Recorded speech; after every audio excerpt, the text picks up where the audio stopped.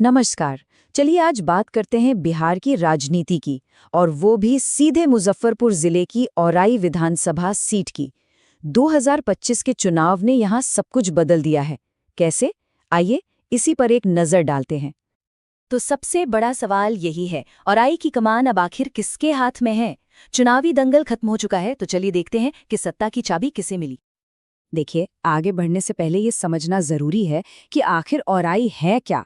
ये सिर्फ मुजफ्फरपुर जिले का एक हिस्सा नहीं है। नहीं, इसकी अपनी एक खास राजनीतिक और सामाजिक पहचान है। अगर औराई की बनावट को देखें ना, तो वो काफी दिलचस्प है। यहाँ आपको शहर और गांव दोनों का मिला जुला रूप देखने को मिलेगा। इकोनॉमी की बात करें तो वो पूरी तरह से खेती पर टिकी है। मतलब किसानों का मुद्दा यहाँ हमेशा सबसे ऊपर रहता है।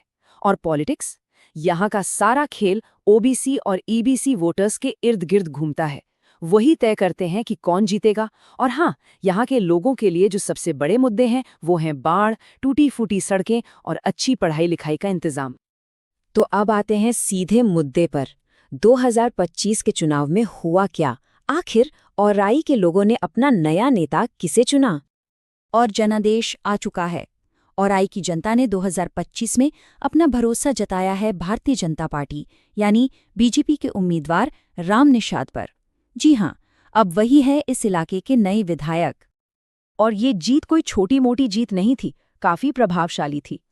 राम निषाद को कुल मिलाकर 85,432 वोट मिले।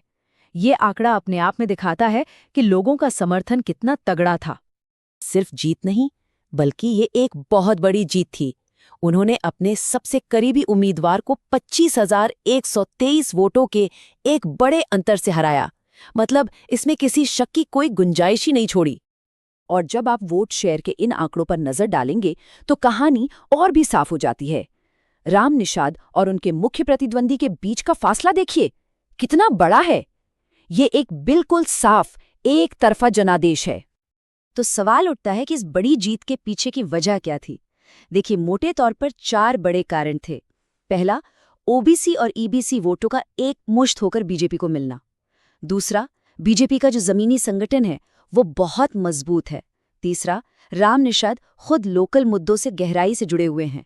और चौथा, एक बहुत बड़ा फैक्टर, विपक्ष के वोट आपस में ही बट गए। इन सब ने मिलकर जीत पक्की कर दी। हर चुनावी नतीजे के पीछे एक चेहरा होता है, एक कहानी होती है। तो चलिए अब जरा औराई के नए विधायक राम निषाद को थोड़ा करीब से जानते हैं। आखिर है कौन ये और कैसा रहा है इनका अब तक का सफर। राम निषाद की पहचान सिर्फ एक नेता की नहीं है, वो एक सामाजिक कार्यकर्ता भी हैं, जिनकी जड़ें औराई की मिट्टी में बहुत गहरी हैं। वो ओबीसी मतलब निषाद समाज से आते हैं, और सच कहें तो जमीन से यही जुड़ाव उनकी सबसे बड़ी ताकत है।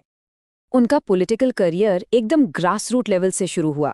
सालों तक उन्होंने बीजेपी के लिए मंडल और जिला लेवल पर खूब पसीना बहाया। धीरे धीरे अपने काम से वो निषाद समाज में एक पॉपुलर युवा नेता के तौर पर उभरे। बस पार्टी ने उनकी इसी मेहनत को पहचाना और 2025 में उन्हें एक नए चेहरे के तौर पर मैदान में उतार दिया। और ये दाव आप देख ही रहे हैं, पूरी तरह से कामयाब रहा। और देखिए, ये बात भी समझनी होगी कि निषाद समाज बिहार की राजनीति में एक बड़ी ताकत बनकर उभर रहा है। तो राम निषाद का उस समाज से आना उनके लिए एक बहुत बड़ा प्लस पॉइंट था। और बीजेपी ने इस सोशल इंजीनियरिंग का, कह सकते हैं, बहुत होशियारी से इस्तेमाल किया। लेकिन चुनाव जीतना तो बस सफर की शुरुआत है, मंजिल नहीं। असल काम तो अब शुरू होता है। राम निषाद के सामने अब औराई के विकास की एक बहुत बड़ी चुनौती है। तो चलिए देखते हैं उनके सामने मुश्किलें क्या हैं और उनका एक्शन प्लान क्या है। अगर आज औराई की तस्वीर देखें तो उसके 2 पहलू हैं। एक तरफ हैं बड़ी बड़ी चुनौतियां, जैसे हर साल तबाही मचाने वाली बाढ़, टूटी फूटी सड़कें, अच्छी स्वास्थ्य सेवाओं की कमी और नौजवानों का काम की तलाश में बाहर जाना।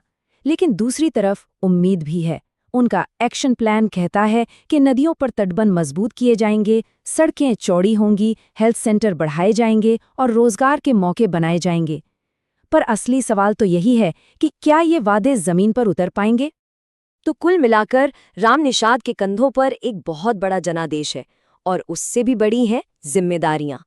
अब सबसे बड़ा सवाल यही है कि क्या वो औराई के लोगों की उम्मीदों पर खरे उतर पाएंगे।